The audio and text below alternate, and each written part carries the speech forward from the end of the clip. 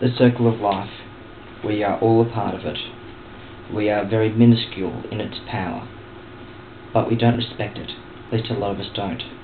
So I think that you should hear what has been said about the circle of life and our part in it, and the rules, the proper rules, the 10 Commandments of the Native Americans, who I think, personally, I don't wish to offend anybody, have better commandments than what was written in the Bible long ago, but not before any of this was written.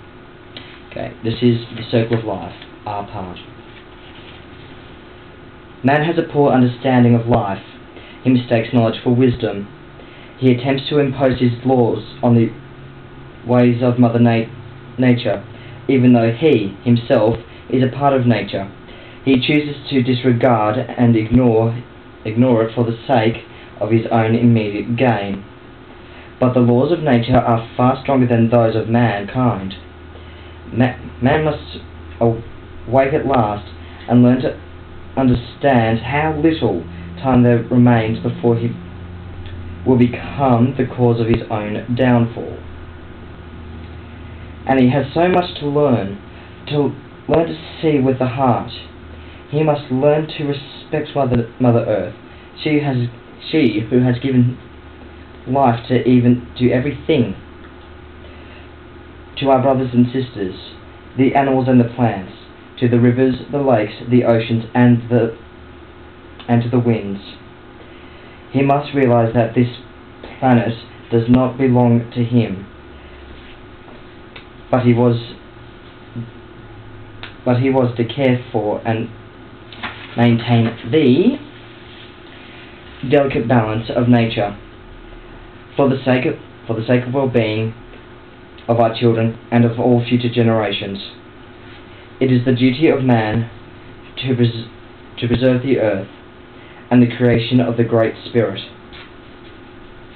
mankind being but a grain of sand in the holy circle of which encircles all life.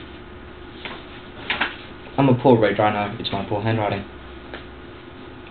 The 10 Commandments. 1. Remain close to the Great Spirit. 2. Show great respect for your fellow beings. 3. Give assistance and kindness wherever needed. 4. Be truthful and honest at all times. 5. Do what you know to be right. 6. Look after the well-being of mind and body. 7. Treat the earth and all who dwell thereon with respect. 8. Take full responsibility for your actions. 9. Dedicate a share of your efforts to the greater good. 10. Work together for the benefit of all mankind. Surely those would be better rules to follow. Respect everybody. Respect homosexuals. Respect women. Respect Asians. Respect African Americans. Respect everybody. Because we're all human. We're all the same thing. We might look different. We might think different. But in the end, our fate is shared. The end of mankind is going to be the same thing for all of us. We're not going to die individually of something. You know what I mean. Look after the world. We only get one. I know it's a very big thing, and you think that these little things that you do aren't going to really make that much damage. But when all the little things are put together, you know what's going to happen. What else was here? Sorry, short memory. Take responsibility for your actions. As I said in another blog, I've been assaulted. Those guys were never found. I haven't seen them again. No one's seen them. No one reported them. I haven't heard anything.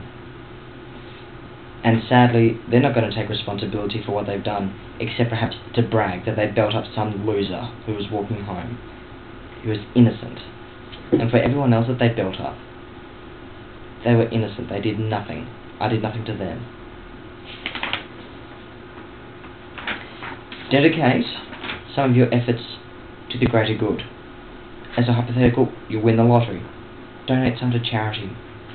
They never show it in the lottery ads because it's all about personal gain, which was stated in the circle of life. So if you win something, if you're given something by a higher power, why don't you give part of it back to show your respect and thanks and gratitude for what's been given to you? You've been listening to The Power of the Circle of Life. Don't mess with it. Don't stuff it around. Because if you do, we might not be here longer than you think. Thank you.